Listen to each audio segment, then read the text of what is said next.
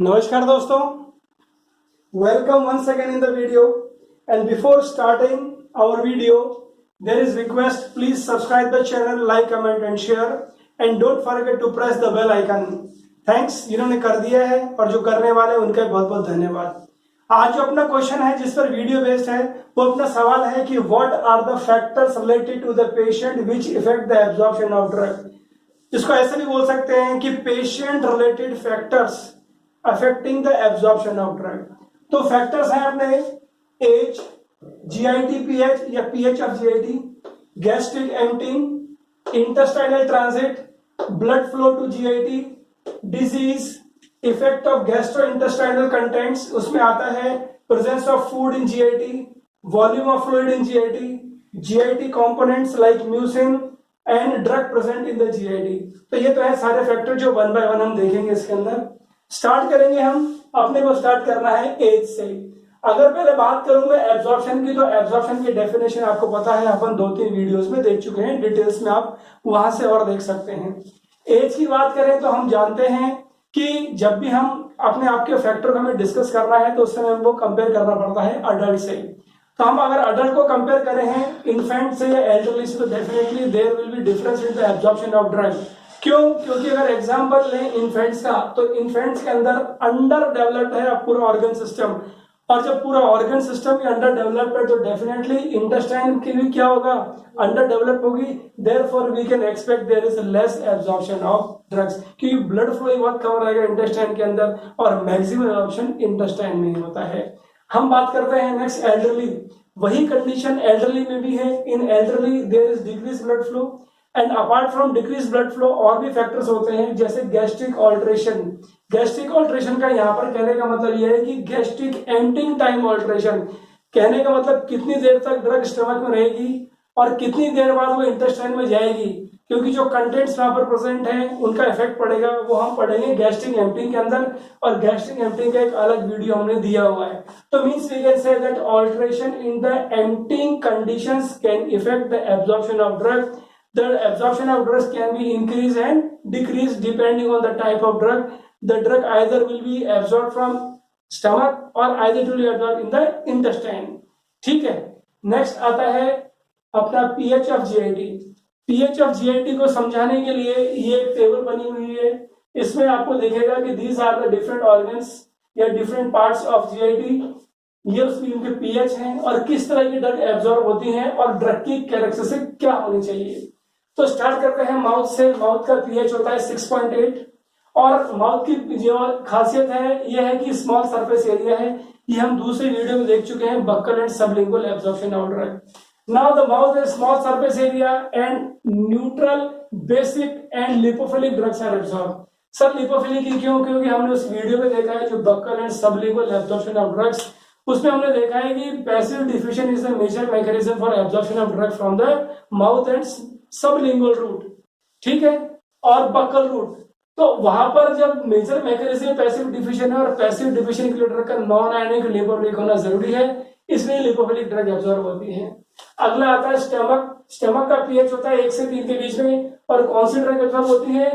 Lipophilic, neutral और acidic drugs, ठीक है। क्योंकि अगर बेसिक ड्रग देंगे तो क्या होगा, आयनाइजेशन हो जाएगा उसका, और आयनिक ड्रग एब्जॉर्ब नहीं होती है। अब देखो यहाँ पर भी लिपोफिलिक और लिपोफिलिक, मैंने कहा आयनिक ड्रग एब्जॉर्ब नहीं होती है, ऐसा नहीं है। हम बात कर रहे हैं पैसिव डिफ्यूजन के रिलेशन में, because we know that maximum drugs are absorb by the process of passive diffusion, and for passive diffusion the 2 important characteristics are drug should be lipophilic and non ionic. अब यहाँ पर भी lipophilic है, यहाँ पर भी lipophilic है। यहाँ पर कहने का मतलब ये है कि ऐसा नहीं है कि ड्रग बहुत ज्यादा लिपोफिलिक हो तो एब्जॉर्प्शन बहुत ज्यादा होगा, नहीं। ड्रग के अंदर दोनों प्रॉपर्टीज होनी चाहिए, लिपोफिलिसिटी एंड हाइड्रोफिलिसिटी। हम पहले भी वीडियोस में देख चुके हैं। बहुत ज्यादा हाइड्रोफिलिसिटी होना और बहुत ज्यादा लिपोफिलिसिटी होना सा एब्जॉर्प्शन को रिटार्ड ही करेगा, वायबिलिटी को कम ही करेगा। हाइड्रोफिलिक कैरेक्टरिस्टिक इसलिए होनी चाहिए ताकि ड्रग सॉल्युबलाइज हो सके, डिसॉल्व हो सके, और लिपोफिलिसिटी इसलिए होना चाहिए क्योंकि ड्रग को सेल मेम्ब्रेन के थ्रू परमेट करना है, क्योंकि सेल मेम्ब्रेन लिपिडल नेचर की होती है। तो ड्रग के अंदर दोनों चीज होनी चाहिए, हाइड्रोफिलिसिटी और लिपोफिलिसिटी। तीसरी जाती है स्मॉल इंटेस्टाइन। स्मॉल इंटेस्टाइन का जो है आपका पीएच वो होता है 5 to 7.5, और सबसे खास बात ये स्मॉल इंटेस्टाइन की कि मैक्सिमम एब्जॉर्प्शन जो ड्रग्स का होता है वो स्मॉल इंटेस्टाइन से होता है। The reason being is it has very large surface area, therefore it is the major site for absorption of drug. Now which kind of drug? Lipophilic drug, neutral drug, और उसके अलावा चाहे वो acid drug हो और चाहे basic drug हो। Sir इसलिए क्योंकि स्मॉल इंटेस्टाइन का पीएच न्यूट्रल के आसपास ही होता है, न्यूट्रल के आसपास है तो चाहे ड्रग एसिडिक हो चाहे बेसिक हो वो तो नॉन आयनिक रहेगी, तभी हम मान के चलते हैं। अगला आता है लार्ज इंटेस्टाइन। लार्ज इंटेस्टाइन का जो पीएच है 7.8 से 8 के आसपास है। इसके बारे में ये है कि it has small surface area और generally all type of drug are absorbed, but because small surface area absorption of drug is less in comparison to small intestine. फिर अगला जो पार्ट आता है वो आता है रेक्टम का। रेक्टम का होता है pH 7.5 to 8 and generally all type of drug are absorbed, but again absorption is less from the rectum. अब इसमें हमने देखा कि small intestine is the major site for absorption of drug. तो एक तो रीजन आपको पता है वेरी लार्ज सरफेस एरिया, इसके अलावा और भी कारण है कि स्मॉल इंटेस्टाइन से सबसे ज्यादा एब्जॉर्प्शन क्यों होता है। No let us see one by one. तो एक सेंटेंस अपन कंक्लूड कर सकते हैं कि small intestine is the best site for absorption of drug. Reason is it has large surface area. वो क्यों? क्योंकि प्रेजेंस ऑफ स्पेशलाइज्ड स्ट्रक्चर, इनको बोलते हैं फोल्ड ऑफ कर्करिंग, और फोल्ड ऑफ कर्करिंग में और डिटेल में जाएंगे स्ट्रक्चर में तो उनको बोलते हैं विलाई। विलाई के फिर प्रोजेक्शंस होते हैं उनको बोलते हैं माइक्रोविलाई। तो इन तीनों स्ट्रक्चर से जब फर्दर जब गए तो क्या हुआ, जो सरफेस एरिया है वो कितना बढ़ गया, 600 टाइम्स। तो नाउ यू कैन इमेजिन जब इतना ज्यादा सरफेस एरिया है तो ऑब्वियस है एब्जॉर्प्शन भी स्मॉल इंटेस्टाइन में सबसे ज्यादा होगा। अगला कारण है high blood flow in the small intestine. भैया हाई ब्लड फ्लो से क्या होगा? हाई ब्लड फ्लो से ये होगा कि जैसे ही ड्रग आएगी ब्लड के अंदर वो वहां से वहां चली जाएगी दूसरी जगह, और डिफ्यूजन के लिए सिंक कंडीशंस मेंटेन करना जरूरी है, हम दूसरी वीडियोस में देख चुके हैं। अब सिंक कंडीशंस अगर मेंटेन होगी तो कंसर्न ग्रेडियंट हमेशा हायर होगा, और कंसंट्रेशन ग्रेडियंट हमेशा हाई है तो डिफ्यूजन ज्यादा होगा, और डिफ्यूजन पैसिव डिफ्यूजन ज्यादा होगा तो एब्जॉर्प्शन भी ज्यादा होगा। अगला आता है पीएच। जो पीएच है 5 से 7.5 के आसपास, और ये ऐसा पीएच है जहां पर most of the drugs remain ionised, means it is a favourable pH for absorption of drug. Favourable in the sense ज्यादातर ड्रग्स इस पीएच पर नॉन आयनाइज्ड रहती हैं। नेक्स्ट जो आता है रीजन इसके लिए कि it has the long transit time. Transit का मतलब होता है ठहराव। तो स्मॉल इंटेस्टाइन के अंदर ज्यादा देर तक ड्रग रहती है, तो सीधी सी बात है जब ज्यादा देर तक ड्रग रहेगी तो ज्यादा एब्जॉर्प्शन होगा ही ना। यस। अगला आता है लो पेरिस्टाल्टिक मूवमेंट। भैया पेरिस्टाल्टिक मूवमेंट से क्या होता है बॉडी के अंदर कि जो भी आपके कंटेंट्स होते हैं जीआईटी के अंदर वो एक कॉन्ट्रैक्शन की वजह से नीचे आते हैं, लेकिन यहाँ पर स्मॉल इंटेस्टाइन में लो है। लो का मतलब जो भी कंटेंट्स रहेंगे वो धीरे धीरे धीरे नीचे आएंगे। तो धीरे धीरे नीचे आएंगे मतलब देर से जाएंगे, तो देर से जाएंगे मतलब ज्यादा देर तक रहेंगे। तो ये कंडीशन तो ऐसी होगी ना लॉन्ग ट्रांजिट टाइम, तो ज्यादा देर तक रहेंगे तो ज्यादा एब्जॉर्प्शन के चांसेस है। Yes you are correct. Next आती है चीज हाई परमिबिलिटी। हाई परमिबिलिटी का मतलब क्या है भैया? परमिबिलिटी तो अंग्रेजी का शब्द, उसका मतलब होता है इधर से उधर जाना किसी चीज के थ्रू। तो जब परमिबिलिटी ही ज्यादा है तो ऑब्वियस है ड्रग को चांस ज्यादा होगा अगर मेम्ब्रेन है इधर से इधर आने के लिए। So these are the different reasons why the small intestine is the major site for absorption of drugs. अगला आता है नेक्स्ट फैक्टर गैस्ट्रिक एम्पटिंग। भैया गैस्ट्रिक एम्पटिंग नाम से पता लग रहा है कि जो कंटेंट आपके स्टमक है उनको खाली होने में जो टाइम लग रहा है ना, ये जो प्रोसेस है उसको बोलते हैं गैस्ट्रिक एम्पटिंग, और जो टाइम लग रहा है उसको बोलते हैं गैस्ट्रिक एम्पटिंग टाइम। डिटेल के लिए आप दूसरा वीडियो देखना पड़ेगा। गैस्ट्रिक एम्पटिंग के फैक्टर्स कई होते हैं, वो ज्यादा भी हो सकती है कम हो सकती है, लेकिन यहाँ पर समझाने के लिए हम कह सकते हैं कि gastric emptying can be fast and it can be slow. If the gastric emptying is fast and slow, it can affect the absorption of drugs. कैसे? अगर किसी ड्रग को स्टमक के अंदर एब्जॉर्ब होना है और गैस्ट्रिक एम्पटिंग फास्ट है तो क्या होगा, स्टमक के अंदर वो ड्रग कम देर तक रहेगी, कम देर तक रहेगी तो एब्जॉर्प्शन कम होगा। इसी तरह अगर किसी ड्रग को इंटेस्टाइन के अंदर एब्जॉर्ब होना है और गैस्ट्रिक एम्पटिंग फास्ट होगी तो एब्जॉर्प्शन बढ़ेगा, जैसे एंट्रीकोटेड के अंदर। कैसे देख लेते हैं। Gastric emptying can be rapid, fast हो सकती है, और रिटार्डेड, स्लो हो सकती है। कैसे हो सकती है? It can be altered by various factors and therefore there is altered absorption of many drugs. तो कौन कौन से फैक्टर हैं? Again I am saying go through the video. Therefore, effect of many factors are there on here, on absorption of drugs. For example, enteric coated tablet. एंट्रिक coated tablet इसीलिए भूखे पेट दी जाती हैं. ठीक है, अगर खाने के साथ देंगे तो क्या होगा? गैस्ट्रिक एम्प्टी रिटार्ड हो जाएगी, वो ज्यादा देर तक रहेगी स्टमक के अंदर, इंटेस्टाइन में ज्यादा देर में पहुंचेगी, मतलब उसका डिग्रेडेशन के चांसेस बढ़ जाएंगे. तो एक छोटा सा एग्जांपल आपको समझाने के लिए effect of gastric emptying, detail के लिए again I am saying you have to go through the different video जो पूरा गैस्ट्रिक एम्प्टिंग पे ही बना है. अगला जो फैक्टर है वो अपना है इंटेस्टाइनल ट्रांजिट. ट्रांजिट अभी आपको बताया गया था एक तरह से ठहराव से रिलेटेड है. ठहराव कैसे कि इंटेस्टाइनल ट्रांजिट, ट्रांजिट का एग्जैक्ट मीनिंग देखे तो मूवमेंट, जिसे गुजरना. तो अब इंटेस्टाइन में ड्रग कितनी देर तक रहेगी, गुजरेगी, मतलब अगर देर तक रहेगी तो मतलब ज्यादा ठहराव रहेगा. तो यस, कहीं ना कहीं रिलेटेड है रेजिडेंस से, मतलब कितनी देर तक रहेगी वहां पर. नाउ कोई भी ड्रग या कोई भी कंटेंट जो आपका इंटेस्टाइन का, वो ज्यादा देर तक रहेगा या कम देर तक रहेगा. मतलब जो ट्रांजिट है वो किस पे डिपेंड करेगा? इंटेस्टाइन की मोटिलिटी पर या फिर कॉन्ट्रैक्शन पर. मोटिलिटी आप समझते हैं, कॉन्ट्रैक्शन आप समझते हैं. अब कैसे, और ये कैसे इफेक्ट कर सकता है एब्जॉर्प्शन के ड्रग्स को?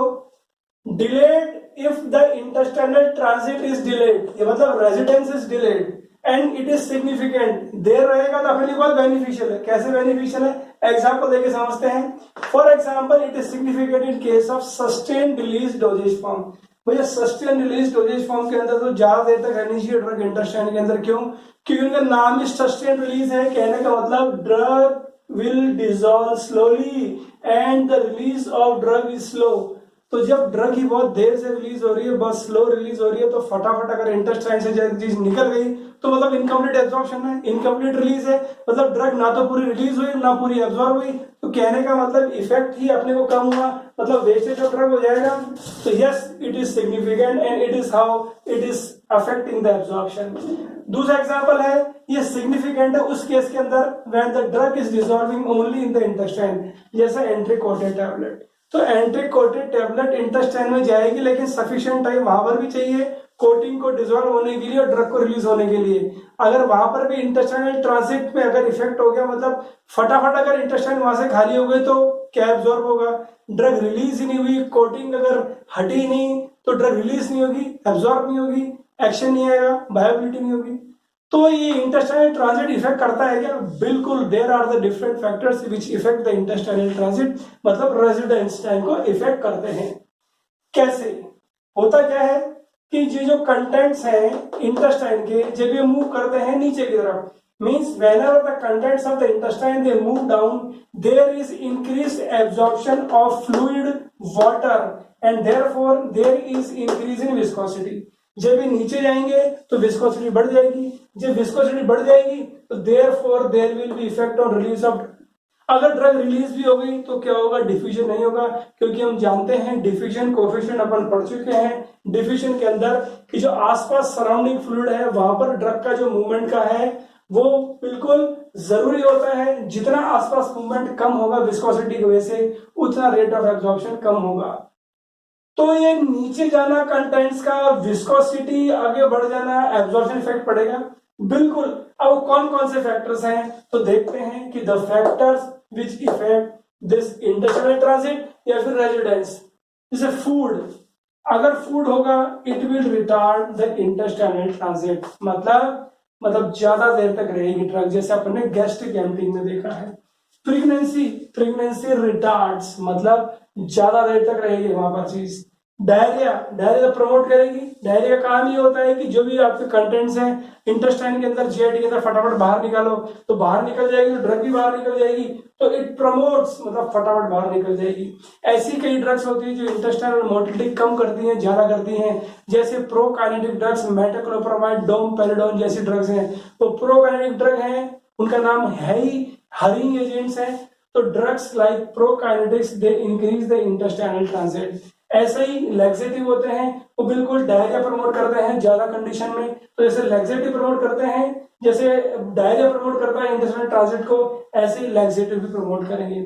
इसी तरह एंटीकोलिजिक ड्रग है, वो क्या करती है, इंटेस्टाइनल मोटिलिटी को कम करेगी, कॉन्ट्रैक्शन कम करेगी, तो ऑब्वियसली क्या होगा कि इंटेस्टाइनल ट्रांजिट भी कम होगा।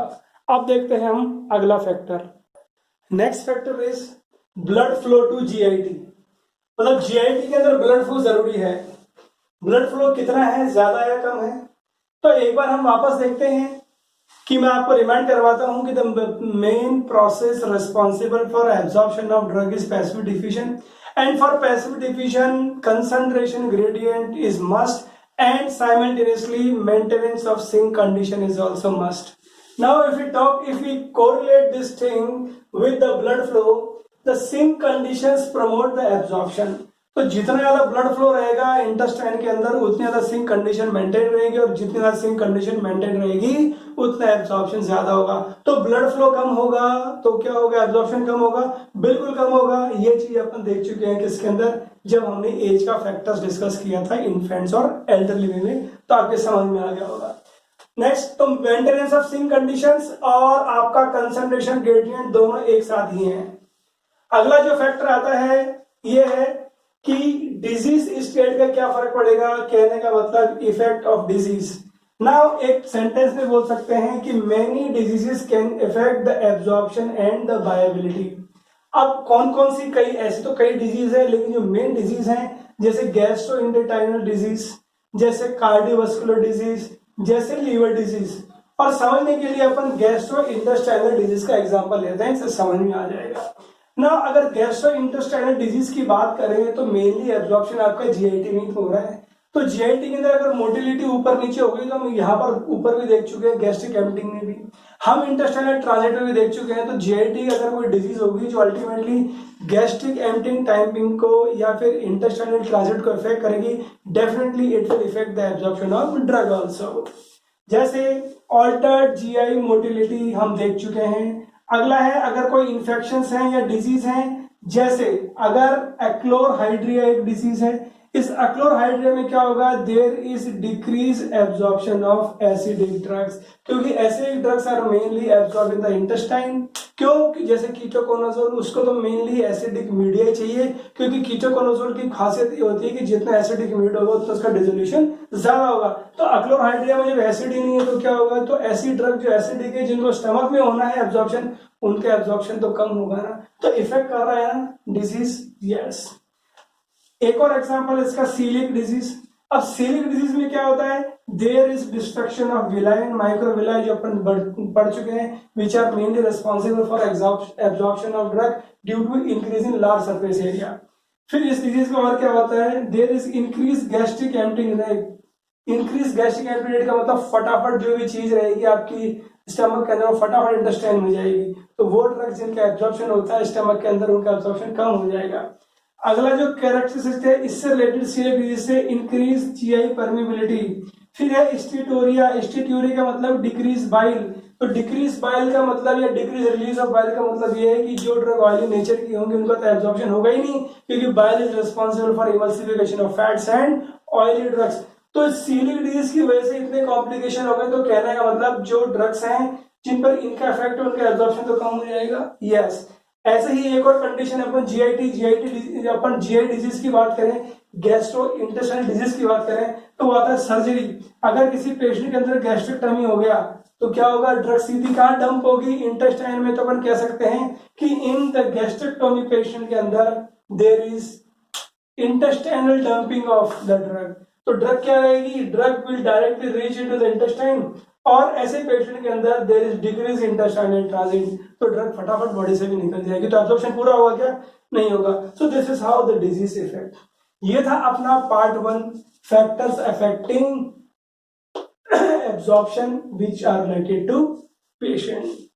अगले फैक्टर में मिलेंगे जिसमें हम देखेंगे इफेक्ट ऑफ जीआईटी कंटेंट्स। तब तक आप पढ़ते रहिए। Best of luck, meet you soon. Please don't forget to subscribe the channel, like, comment and share. Thank you.